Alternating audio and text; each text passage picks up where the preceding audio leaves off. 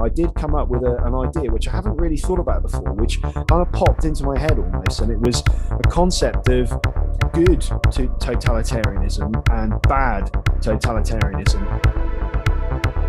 I don't think it's anyone's business on the door or in a private business to know who I vote for or what my medical records are. Dramatic, nice intro there. Hello, who's that over there?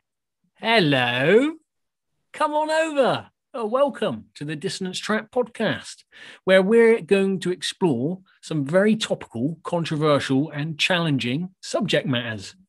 Your hosts through this friction-inducing conversation are myself, Gav, and Josh. We're two humanoids peeking out from under our respective rocks. The Dissonance Trap. Essentially, it entails what this podcast is going to be about, isn't it? Because we are in a trap as society. Like, we are trapped by our own cognitive dissonance. We're trapped by our own lack of understanding about how our society is actually functioning. And we're also trapped by our own willful sort of disregard of that knowledge, because some of us can completely understand what's going wrong. Like me, yeah, this is a good example. I ordered something off Amazon this morning. Quick click, it's going to be here tomorrow, and I feel sick doing that because it's so You're filthy. Yeah, I know it is filthy, and you're disgraced.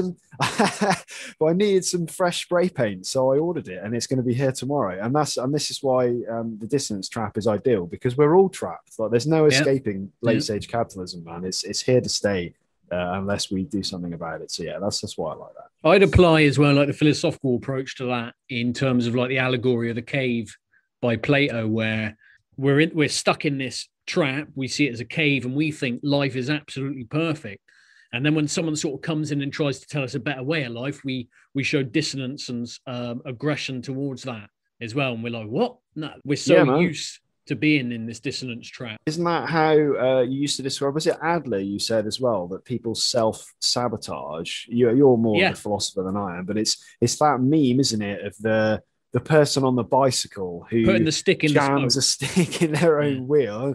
And we all do it, don't we, in day-to-day life. And I think that's something we need to address as a society. Definitely, we need to stop doing that. We need to stop jamming the stick in our own bicycle wheel and actually get up and do something about these problems. But it's easier said than done, isn't it? We can pontificate until we're blue in the face, but it is still a trap that we are all stuck in. I mean, Adam Curtis is a documentary filmmaker. If anyone's listening and they don't know who he is, and he's often called an establishment contrarian.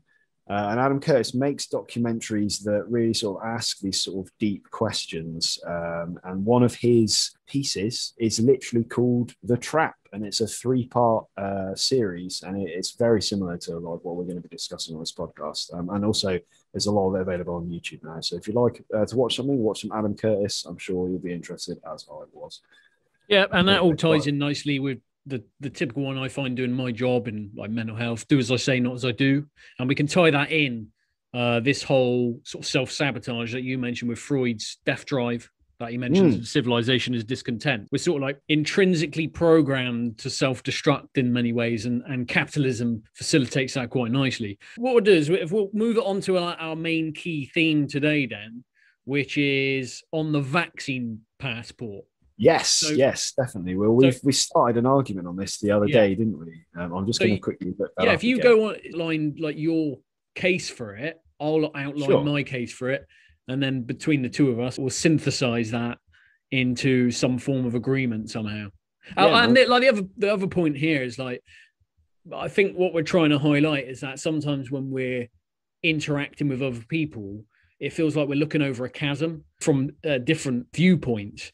Whereas here, we're like saying there's no triumphalist goal there's no winner or loser, so to speak. It's an exercise in comparative history. It's a thought experiment, isn't it? Yeah, mixed with ethics and philosophy. Yeah, like, I mean, it's like you say about Bertrand Russell, isn't it? He's one of your favorite authors, isn't he, Bertrand Russell? He used to write every day, didn't he? He's left like thousands and thousands of pages of writings. And what was it he said about logic? There's a famous quote, isn't there, where he basically, I paraphrase, obviously, as my recall memory is terrible for quotes, but essentially what he said is that we need to look at all the different ideas and the different points of view, and we need to coalesce them into a logical sort of answer. Like, we need to work out the answer to these problems by taking everyone's views into account and realizing that everyone has their own points of view and their own wants and their own likes and dislikes, and we can't just approach it from our own narrow sort of intrinsic viewpoint. So the will to doubt.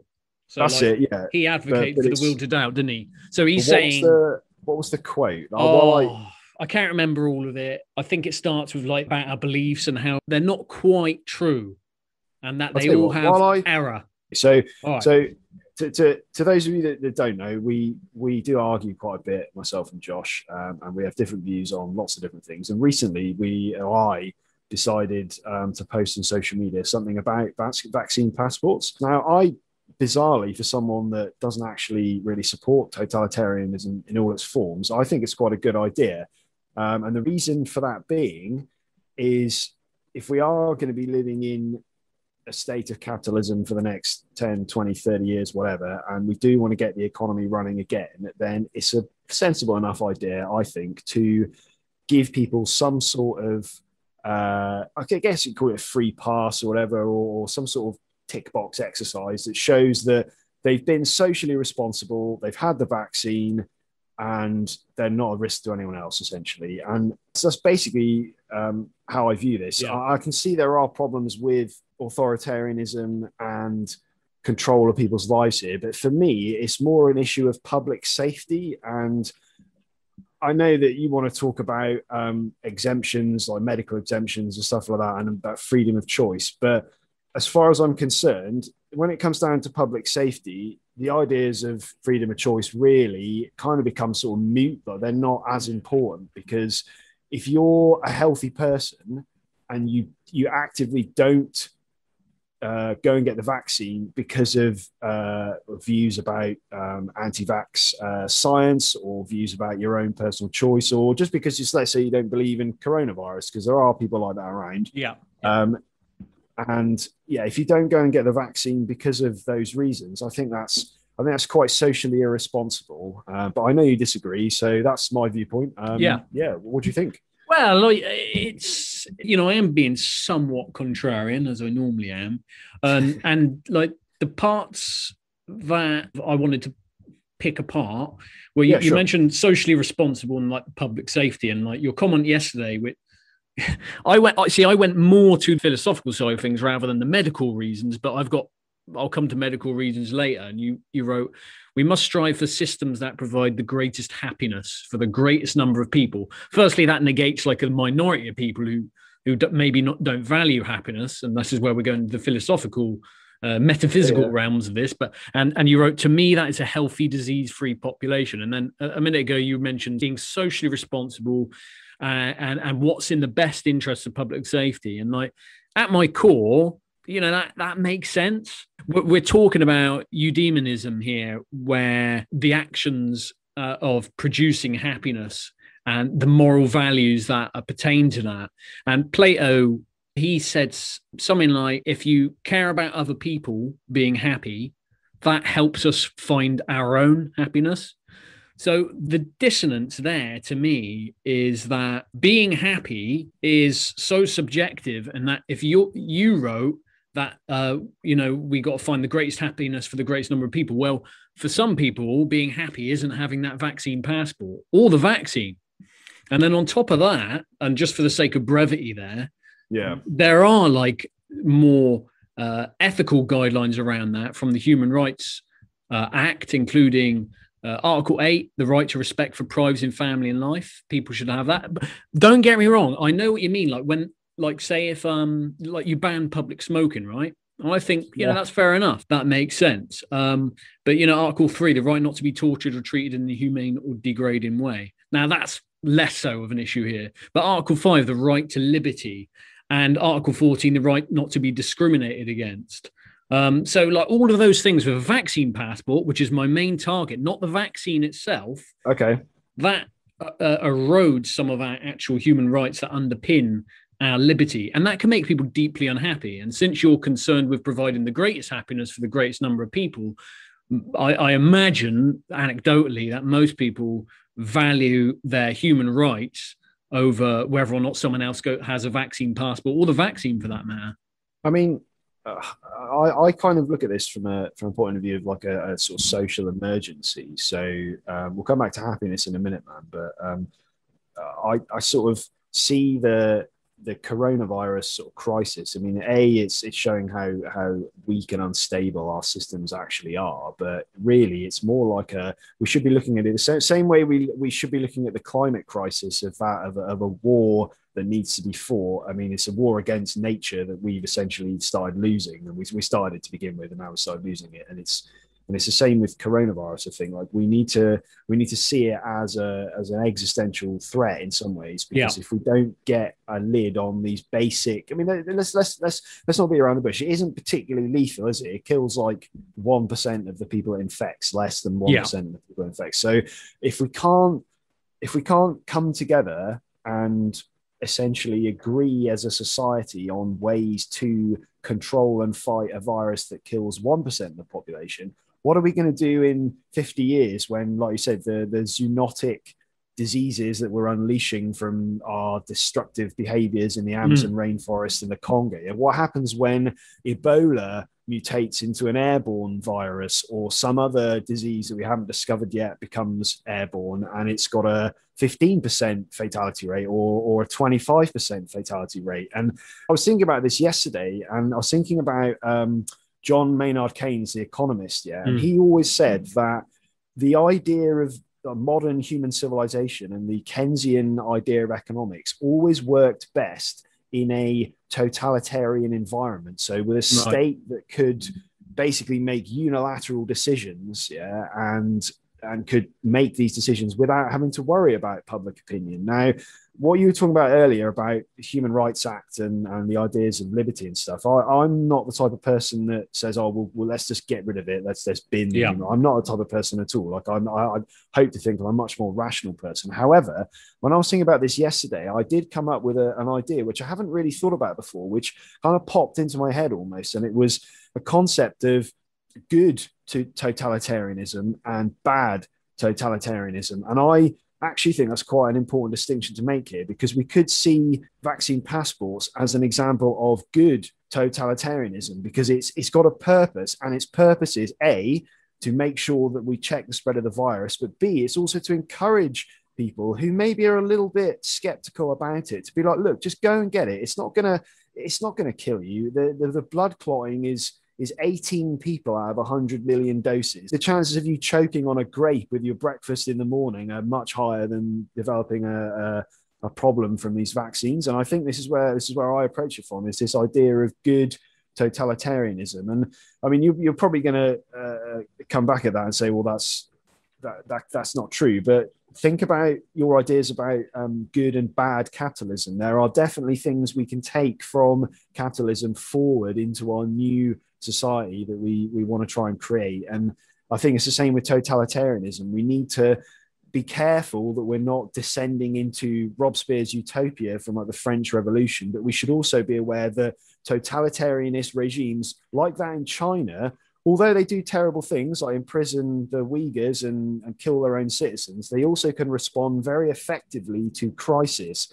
And this is what we're in. We're in a crisis. Yeah. At the moment. So I thought yesterday, one of the reasons why I think I support this idea is because it is a type of what I consider good totalitarianism. And I can agree to an extent with that. We know about Socrates. We've discussed that at length, how he actually hated democracy. You know, the old anecdote he gave of, if you're on a ship, who do you want steering that ship, right? Do you want someone who's got a lot of experience, the captain who's well seasoned, and he'll tell us what to do and we can rely on it? Yeah, or do you want? Yeah. So I get that. I do get, like, and you're right. You know, I think there is good totalitarianism, maybe.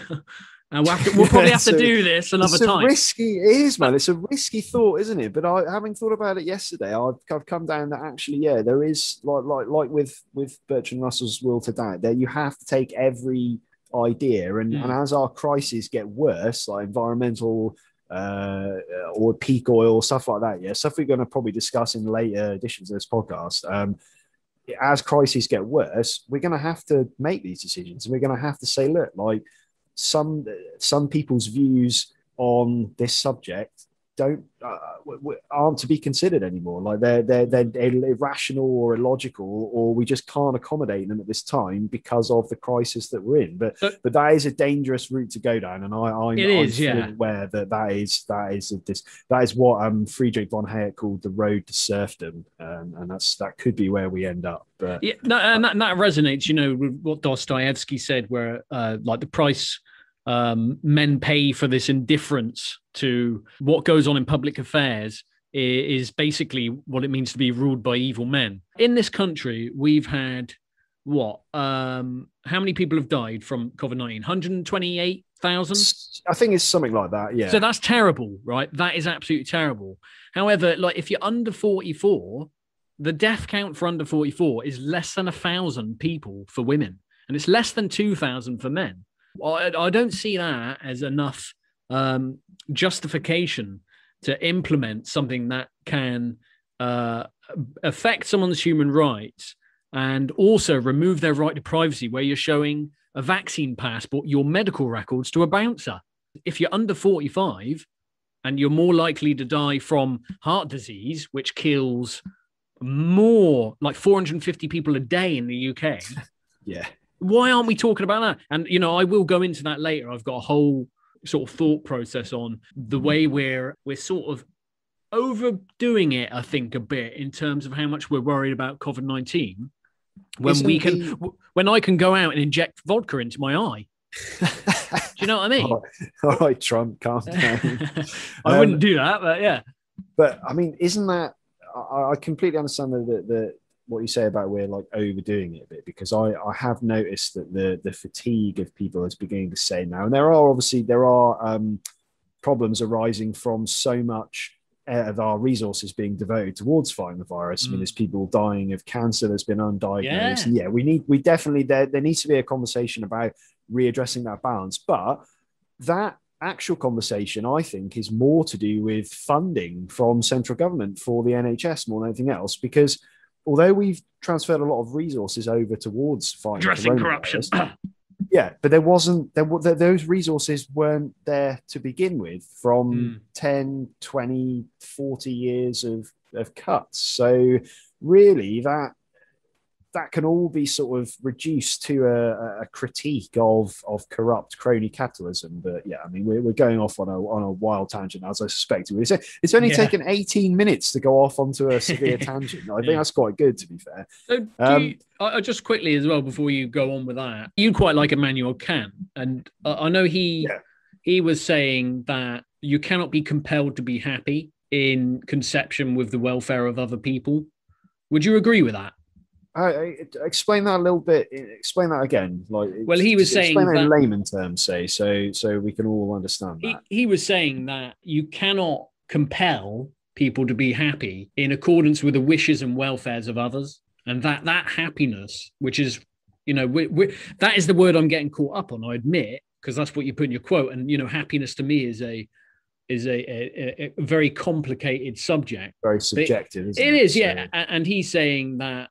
Because what you're talking about isn't necessarily happiness, forcing people to do a vaccine passport, but he's saying that you cannot be compelled to be happy in accordance with the welfare of other people, and that the individual needs to seek that happiness in whatever way he sees, as long as it doesn't infringe upon someone else's pursuit to do the same. I mean, that's very similar to what Ayn Rand said about the individual, isn't it, really? It's the ultimate minority. Yeah, and that you love Rand's ideas on love, I find quite bizarre, but also quite interesting and kind of correct in some ways, because she used to talk about how you love people for their values and what they bring to your life in a way, which is kind of runs counter to how Hollywood and other sort of big media outlets traditionally view love as this kind of like feeling that you just can't get rid of. But Rand saw it more in a very specific way, that the other person had to bring something to your life, or that you had to feel, I don't know, what's the word I'm looking for? Not proud. Perhaps you were in awe of this person, but I mean that all ties into objectivism anyway. Definitely. And going back to what you said about happiness, perhaps I did say the greatest happiness for the greatest number of people, and kind of what I meant by that wasn't, I guess it wasn't specific like cheerful running around. It was more sort of a return to a less stressed environment. And when you were saying about yes, I think was it yesterday or the day before, you made a comment on my social media about those with suppressed immune systems and how there was no data for the vaccine there was no data for the effects of the vaccine on those with suppressed immune systems. And I was at work yesterday in the morning doing my usual stuff, and I was thinking about this. And when you're talking about role players, it popped into my head again, actually, because imagine that you are a person who has a suppressed immune system and you've been inside for, well, it's got to be about 16 months now. Yeah. You've been terrified of going out. You've had other people do your shopping. Maybe you walk the dog if you're lucky, or perhaps you literally haven't left your house. I do know a few people who have basically been inside for the whole 16 months, and they're desperate to just go out and about, and they want to feel that they're not going to get ill, essentially. And this is why I think the vaccine passport could be a good idea for people who have suppressed immune systems, people with HIV, people with lupus, conditions that are incurable and are massively affected by airborne viruses like the coronavirus. Well, I say airborne, it's mostly airborne. And if we introduce a system of vaccine passports, then these people could feel safe going out and about, because they know that if they go into a venue, everyone that's in that venue has had a vaccine, so they're unlikely to be infected. And those people themselves, they may not want to take up the vaccine. And I guess that's okay, because they've got a weakened immune system, and they might find, or they might think, oh, I'm going to get really ill if I take this vaccine. But happiness for them is knowing that other people aren't asymptomatic and carrying disease particles next to them, essentially. So yeah, I think that's what I meant when I said the greatest happiness for the greatest number of people, is that overall we know that vaccines aren't particularly problematic. I mean, I'm looking at these figures now, so I looked up how many people died of blood clots, and it's linked to 79 cases out of 20 million vaccinations so far. It's still a big game of Russian roulette, though, isn't it? I don't know. That's such a it's a big game, though. I know. I mean, the clip in your gun has like 20 million rounds, and 79 bullets of those are live. I mean, you've got to be very unlucky to I suppose you're tell right. That to the unlucky, man. Yeah, exactly. I agree with you. Tell that to the 79 people who take the bullet, and I do agree there that is a kind of Russian roulette. But again, we go back to this sort of, it is clutching at straws, I admit. Society, I mean, even Boris Johnson last year said, against the wishes of, against the ideas of Margaret Thatcher, that the big society is back. And Thatcher always said that there was no such thing as society, and that it was all about the individual. And I think that even the Conservatives now are having to sort of row back from that position because it isn't how the world works. So I'm sorry to sort of bend you back this, but would you disagree? Would you disagree then with Kant when he says that no one can compel him to be happy in accordance with the welfare of others? Are you disagreeing with him? I'm not sure. Like Camus said, freedom is nothing but a chance to get better. Yeah. If we're getting better and we're losing an element of our freedom by having to do passports, and like, so you gave the example of someone who might have like an autoimmune disease, and you sort of kind of put words in their mouth to say, well, they'd be happy that everyone else would be, getting on with their lives. Maybe we should actually find someone. Yeah. I'm going to message someone later. We need people on both sides. Yeah. Okay. Sorry. Again. Go on. Well, that's it. Really, is that I am sort of going down the route of, well, we have a right to a private life, and if I imagine if I'm using empathy here, or having worked with people with autoimmune diseases, and even like hepatitis C, for example, I don't think they'd be very happy to go out to a pub and be like, yeah, I've got AIDS. Yeah, I've had my vaccine passport. That's very true, actually. I didn't even think about that. I mean, do we know that that's going to be on your vaccine passport? We don't know, but it's a step towards that tyranny I mentioned, and that's what I worry about. Do you know what? I do agree with you there. That's something I didn't really think of, because that's something that I do worry about, is the privatization of our healthcare system. Yeah. And I joked about my nan's 92, yeah, and I joked about this with her the other day, and she said, well, do you really think that's the case? Do you really think we're going to have health insurance? And I said, well, yes, it's obvious. Like, if we're going to follow the American route of healthcare, then we are 100% going to be paying for ambulances. We're going to be paying you're going to be paying to hold your baby in 10 years, because that's the way it's going. Like, and this comes back to what we were saying earlier about the funding of the NHS. Like, because successive governments, I don't blame the Tories entirely for this at all. Like, Blair and New Labour were terrible for this. They introduced privatisation to the logistics systems that back up the NHS, and now the governments are introducing privatisation to the actual sort of day-to-day care of the NHS. Yeah. And we already have a kind of two-tiered system, really. Like, my elderly parents have paid for some care in the last few years that in the waiting list was like, I don't know, 3 or 4 years for the NHS, and by that point they would have gone blind. So well, we do pay national insurance, so it already is to an extent privatised. So where does it go? So where does our money go? And exactly, we could do a bit of role play on this. Right? Okay. So you're out on the street. Let me just put on my pull-ups. All right, mate. You're out in the street. You go into a pub. I'm the doorman. You come up. All right, mate. Yeah, I'd like to come in for a pint, please. Oh, great. Let's see your medical records. Well, I don't fancy giving those to you, actually. I mean, I don't care. I want everyone. Is that to not enough? Is no, it's not enough. No, well, it's all right, but we want to ensure that everyone has the greatest happiness for the greatest number of people. And if you've got an autoimmune disease, I think we need to know, don't you? That's interesting, isn't it? It's leaving the role play for a second. No, you have made a good point there, and I think that would possibly change my viewpoint if our medical records were mandatory. Like, if it was typed underneath your COVID-free that this person also suffers from AIDS, lupus, whatever. Yeah, like that. That is, I agree, that is an infringement on your human rights. But that's something that we need to discuss. If these passports are introduced, that's something that will surely need to be fleshed out, just how much data is going to be stored by. I mean, think about it this way, it's going to be on your phone, isn't it? So there's going to be some sort of system to link this to your records. And I've just track and trace, 22 billion we've sunk into track and trace, and it doesn't work. Yeah.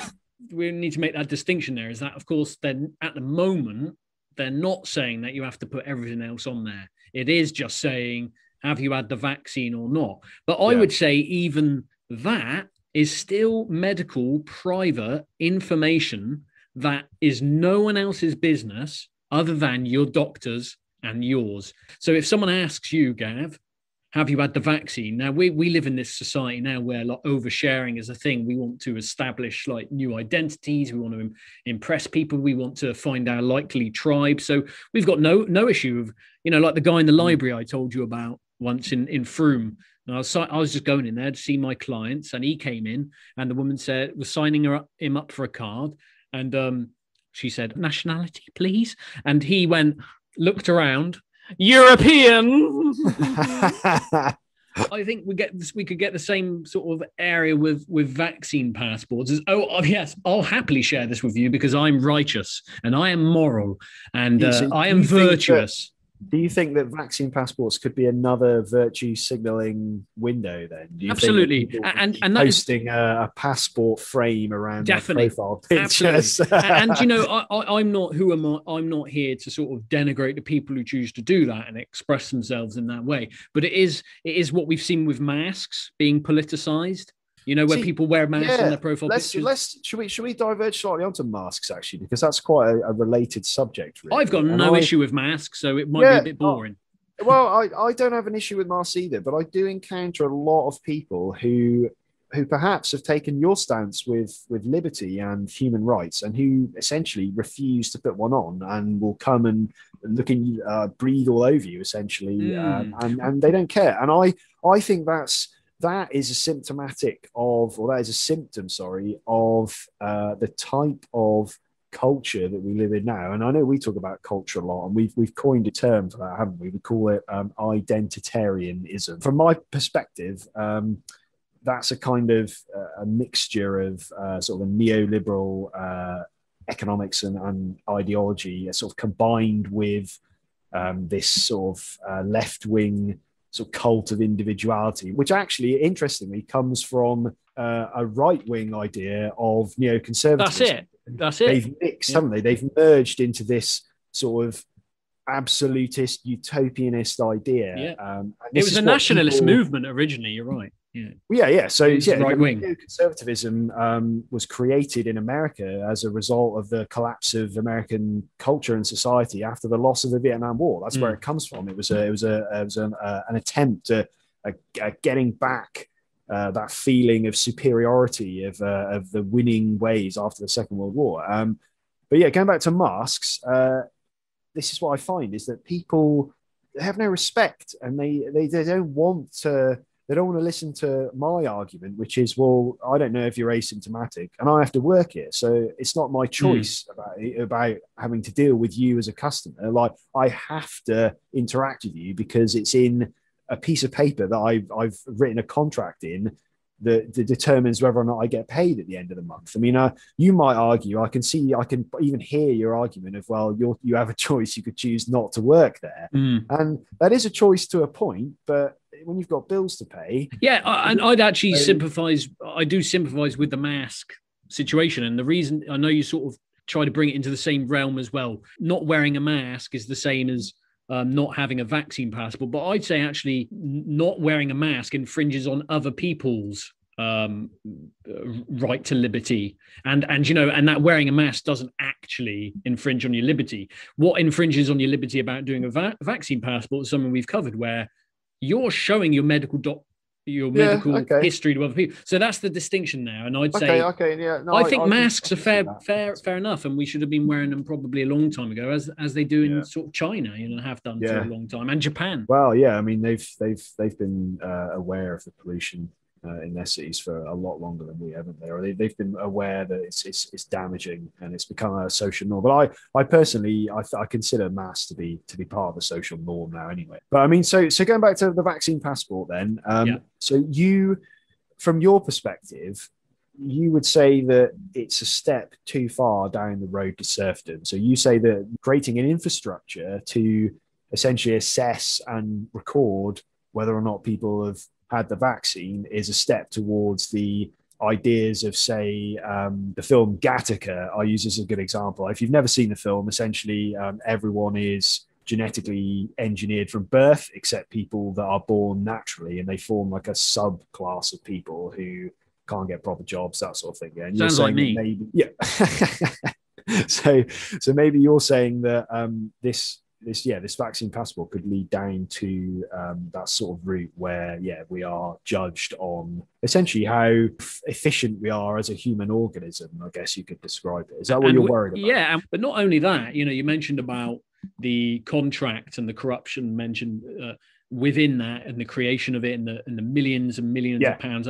I don't really get it from like a stance of rebellion towards the government. That why would you back something that is designed to get us as quickly as back to mass consumerism as possible? Well, that's interesting, isn't it? I've asked myself that question this morning. Why am I supporting an idea that really, according to my identitarian personality like traits, I shouldn't be backing? But I guess that's because we're cut from more of the Bertrand Russell cloth, is that I actually look at different ideas. And I think, well, it might be from a completely different ideological standpoint to what I'm used to. I mean, I'm not exactly left wing anymore, but I'm certainly not right wing. Like I said, we class ourselves more of rational centrists. But for me, that means, like I said, taking these ideas from both ends of the spectrum. And having had this conversation with you now, because we haven't had this over social media like we normally do, I can see your viewpoint a lot more clearly. And I do think that you do have a valid point that it could be a route towards a system, an app system, a database which controls our medical records and essentially controls our lives after a certain point, because you can't do certain things because you're seen as a high risk, that sort of thing. And I think that's a definite worry. However, I do come back to my original point that this is a crisis, and in a crisis, we must be willing to essentially sidestep these questions for now. But I suppose that the point I'll make to that is we have to return to normality eventually, and when we do, we need to start addressing these corruption concerns, like the track and tracing that we mentioned earlier, £22 billion here. I am flabbergasted every day that it's just ignored. Like the media ignore it. The opposition about like useless lawyer Keir Starmer, they don't hone in on the government. I mean, that's a huge amount of taxpayer money that's gone down the drain, and for what purpose? It's done nothing. So I think it's criminal.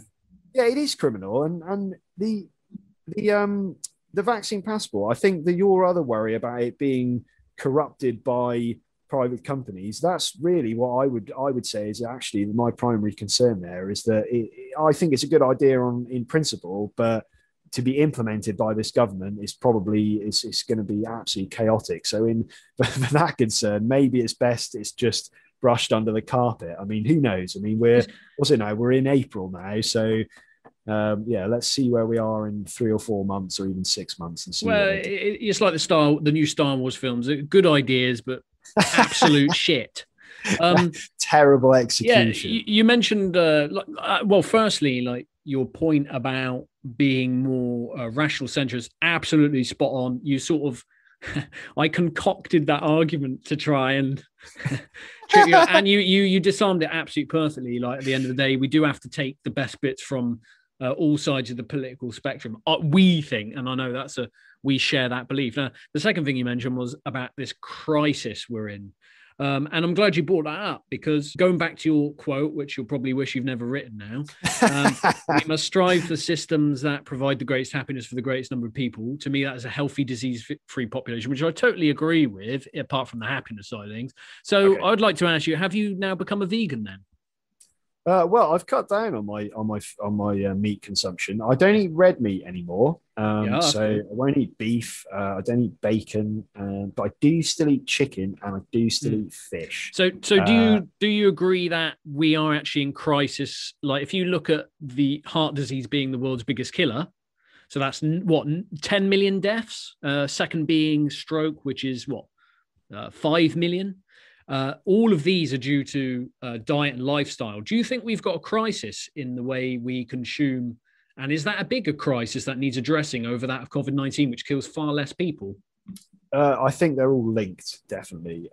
I think we should layer our crisis. We have so many in late-stage capitalism now. That the immediate crisis is making sure that our already underfunded hospitals are not filled with people choking on their own lungs, basically. I mean, that's a very layman's way of describing it. But I think that was the primary concern early on in the vaccine, that there would be so many people clogging up intensive care that those with other conditions wouldn't be able to get hospital beds. The nursing staff are exhausted. I know a couple of people who work for the NHS, even those that work in IT, and they are all close to burnout because of the massive demands put on them. But I think you're referencing towards the other crisis that's affecting our civilization, our spawn, and like these are all just symptoms of a much wider problem, and that's a problem we're going to come back to time and time again in these podcasts, is the problem of late stage capitalism and consumer culture. I mean, the idea, I mean, we could do a whole day talking about the problems of endless consumption. I think you're right. Until we start addressing that primary problem of the way that we actually structure our civilization, then we are always going to end up with these feedback loops of not enough money in the system, poor diet leading to unhealthy people. I mean, look at healthcare as a percentage of GDP, and the way that economists look at that is, like we've got lots of people ill. That give us a really high healthcare GDP. That means we're a really well-developed country. Yeah, we're great. When they should actually look and go, oh my God, look at all these people dying from obesity. What is wrong with our culture? And yeah, you're spot on, man. We should be promoting healthy eating in a much more, what's the word I'm looking for? In a much more sterner way, I guess. Yeah. Like we should. I mean, they're starting to do it now, aren't they? They take away fat kids that are with parents who won't let them lose Was that weight. a pun? No, take away fat kids. It was an unintentional one. But I mean, perhaps that's, I mean, do you think that's an infringement of the parents' human rights or the child's human rights? Or do you think that's guaranteeing the human rights of the child by giving them a chance not to be fed chips and gravy every night? I mean, these are interesting point. And I think this is probably another, like, there's another discussion in this, but at the minute we're obsessed with this COVID situation. But given that more people are actually dying every day, and like poor diet and lifestyle is a bigger threat. Arguably, you can mix that in with poverty. But then that's a whole nother situation. You know, we're talking about different types of poverty levels. You can go and get your vaccine and then go and eat 60 hamburgers in McDonald's.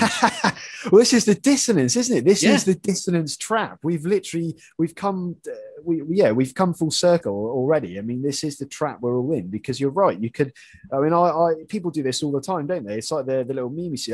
The person that only eats kale and broccoli, and then at the weekend snorts half a gram of MDMA and goes mental. Like it's having these two ideas that just aren't gelling inside your head, and yet you can still function normally. And I think that's the problem I had for years in my teens and my 20s, is I could see both the mad, I could feel those two competing ideas like rubbing against each other and creating all this friction inside my mind. And it was only till I'd grown older, until I'd read some philosophy and I'd read some economics and I'd actually tried to understand the society that we lived in, that I began to actually realize that this dissonance trap, this disconnect is present in every human being, and only some of us ever really sort of understand that and are able to sort of take a step back from that and say, okay, well, I've got these different ideas and we need to deal with it. But even us, like I said at the beginning of this podcast,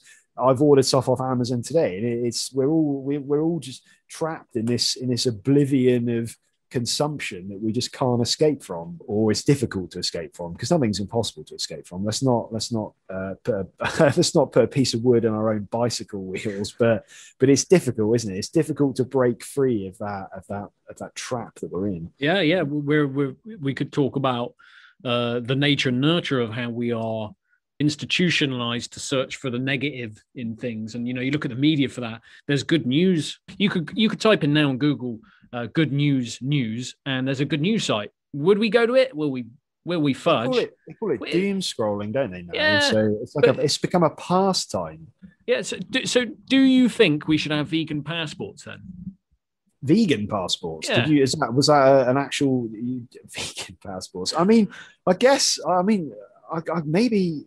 What we're talking about now is we're lurching towards what the Chinese are doing with their social control experiment, aren't they? Where I don't know exactly how it works. I won't pretend to be an expert, but if you've ever seen the episode of Black Mirror where the girl rates people on her phone and she gets rated back, great episode, essentially it seems to work a bit like that. And I guess what we're talking about with vaccine passports and vegan passports does actually fit into that. And I do think that's a step too far. So do I.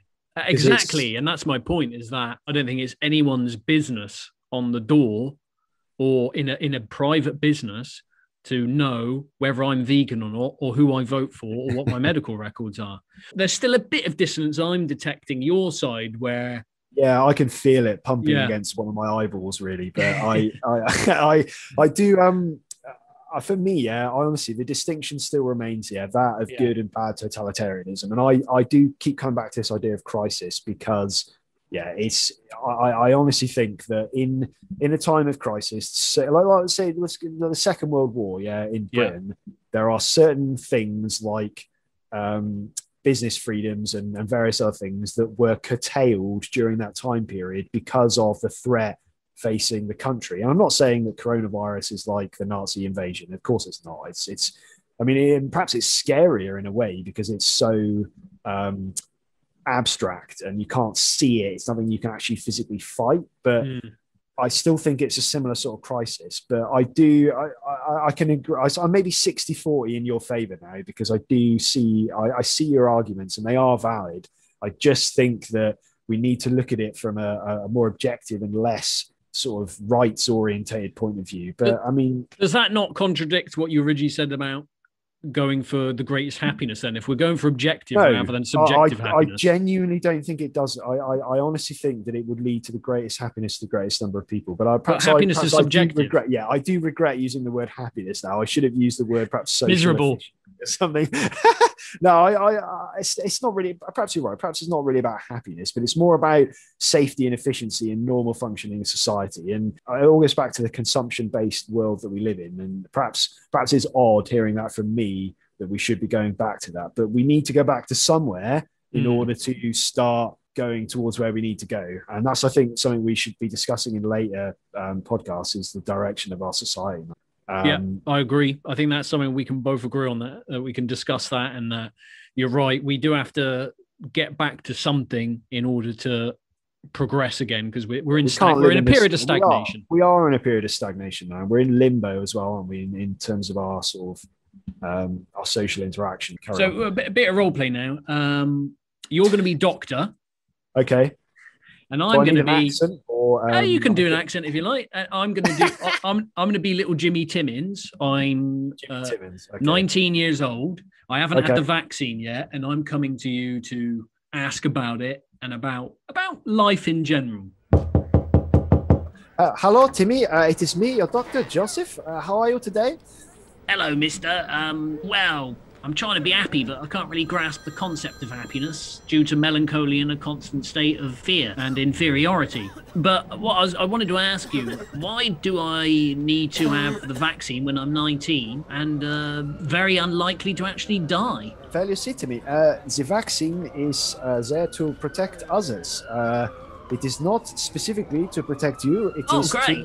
Well, they can just have it then. Oh, that's great. Well, yes, of course, they can all have the vaccine, but brilliant. You must have the vaccine as well. Because, but why? Because otherwise you could carry the germs on your hands and on your head and on your clothes, and as you are walking around, you can infect other people who might have compromised immune systems, or who have small children, or who are vulnerable to infection. But they might have the vaccine, Doc, so why do I need it? If I'm carrying it and I'm fine, I'm all right, mate. It is good for everyone, because some people, they cannot have the vaccine because of medical reasons, or they are advised not to. I mean, it should be good for everyone, but they are advised not to have the vaccine. So it is good for everyone. Oh, I see. And is this what make you feel socially responsible to be part of society, to have this vaccine? I've never really liked being part of society, really, Doctor. But so you're essentially telling me that you believe exactly what the pharmaceutical industry is telling you? I mean, it is not like I am paid by the pharmaceutical industry, as I am paid by the government. I have no ties whatsoever, I promise. All right, look, Doc, look, I mean, that's kind of fair enough. Once I've got the vaccine, can I then go into a pub and get absolutely pissed and knock someone out?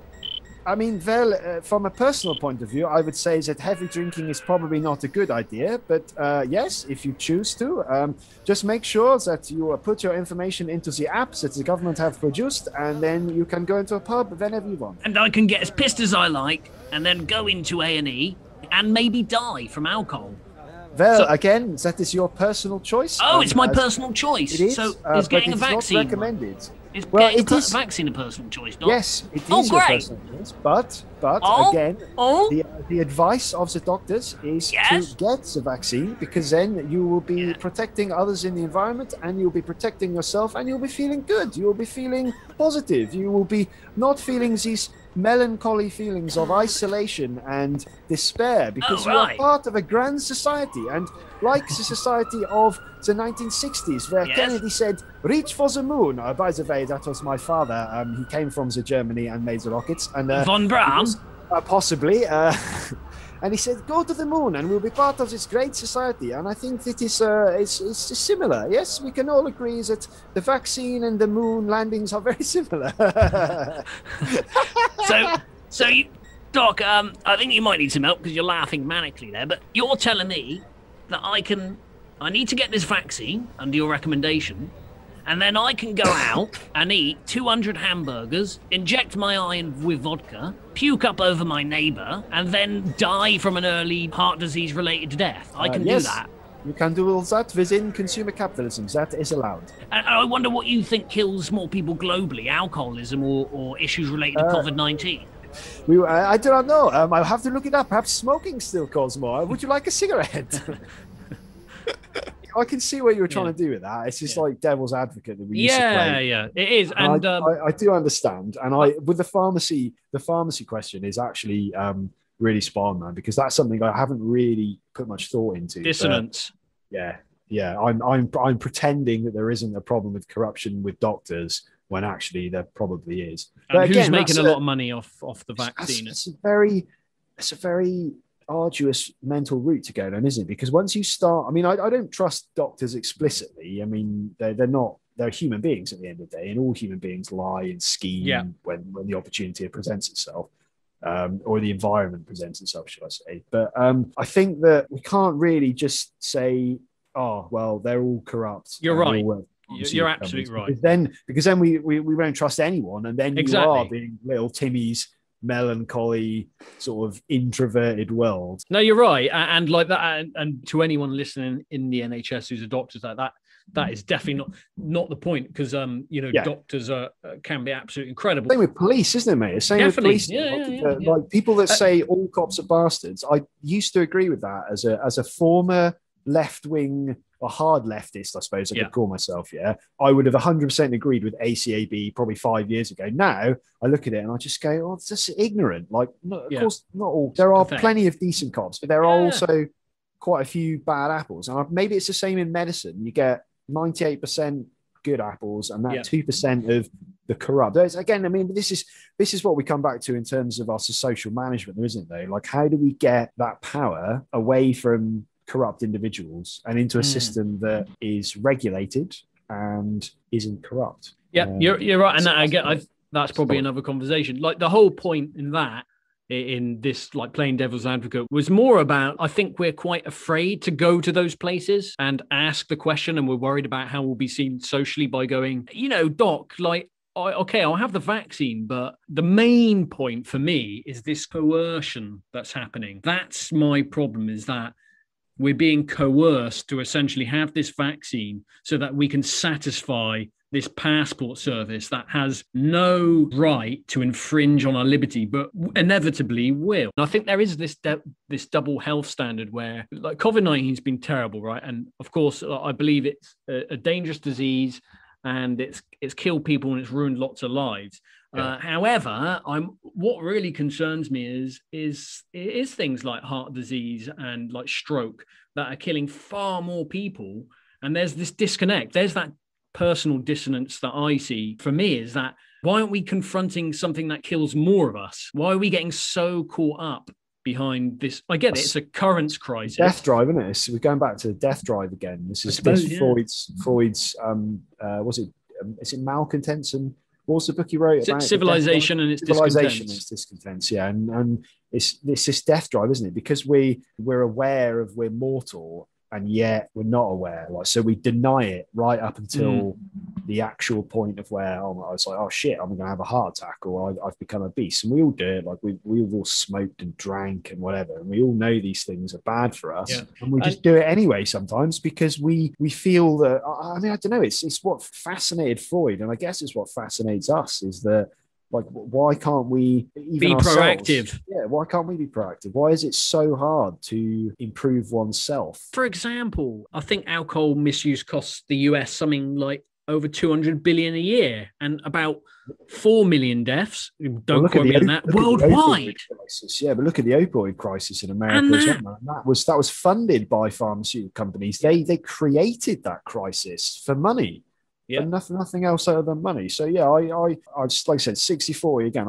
I think your ideas about pharmaceutical corruption should really be listened to and discussed. I mean, because it is a major problem, isn't it? We're not really talking about zoonotic diseases. We're not talking about the way we treat animals that has led to this. We're reacting and going, oh my God, I'm the most important thing ever. We need to sort that out as quickly as possible. And I get that from a Darwinian perspective, part of our humans' work, isn't it? Evolutionary biology. Yeah, I completely understand that. So overall, just to conclude my argument, my main concerns with it aren't necessarily the vaccine per se, although I am contrary in that regard, where I will ask these questions just to see if there is an actual answer that satisfies my annoying, probing, rude demeanor. But your reactionary demeanor. I suppose, reactionary demeanor. Yeah. So my reasons for opposing it are based off the right to privacy, and that the medical records are no one else's business other than doctors and ourselves.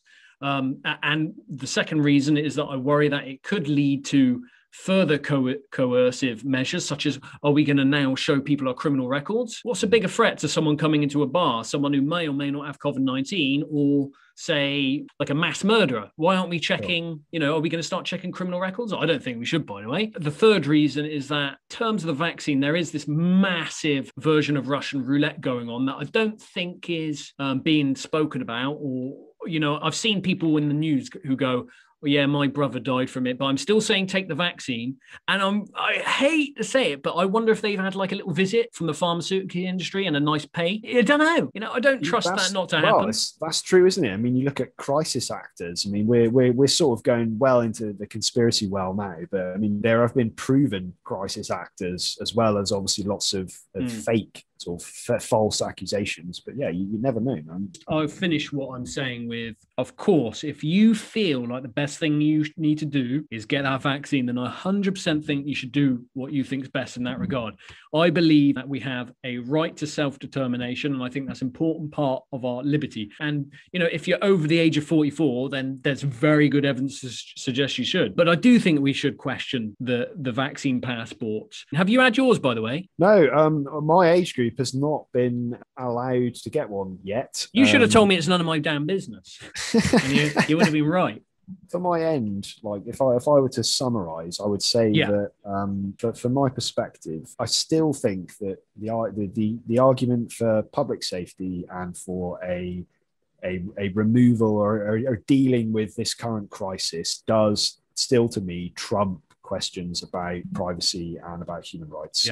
There are some caveats I would add to that, and one of those is they should not even think about this until everyone has had the opportunity to have a passport, because I think that the little bit of role play we did earlier, as a 19-year-old, you would rightly be feeling extremely annoyed if you can't even go out to, so you can't go bowling, let's say, because you haven't had the chance to have a vaccine. And now there's a system that says you can't go in there because you don't have a vaccine passport. I think that would be stupid and absolutely ridiculous. So one of my caveats would be that everyone has to have the opportunity to have the vaccine first. But the other caveat would be there needs to be a specific time limit on how long these vaccine passports would be around for. And I think if we're going to have a system that ranks whether or not you've had a vaccine or not, that allows you to go into, say, travel in planes or go into stadiums or whatever. And what we haven't even discussed is levels of passports. So there are people saying that maybe we should only have it for big sporting events with like hundreds of thousands of people and flying. And maybe that's a good idea, or whether or not we should have it for everything that includes pubs, supermarkets, that sort of thing. And that's something that, again, we're not at that point yet. So I think maybe we should come back to this issue. You make a good point, and I've just thought then that actually, if someone is consenting to show their medical record, then that is up to them, I suppose. There's I've got a bit of leeway here going on now, and you've helped me see that. But if there is a mass event of 100,000 people and someone is choosing to show their medical record to a stranger, then I suppose that is their right. But the other half of that still sits a bit uncomfortably with me, is that we're coerced. If I want to go to a game, I am coerced to then show someone something. So is it actually a choice? Still have, but it is, because like the thing you always say about work, you have a choice not to go to work. Like you have a choice not to go to the football game, and that is your choice, isn't it? Because if you feel your rights are infringed by showing a vaccine passport, then just don't go to the event. Now, perhaps that's a little bit condescending, but it is also in line with what we've been discussing, that it is a personal choice. And I've become a bit of a recluse, more so than usual the last years, and I've realised that I quite like not going to large events, and so that's fine.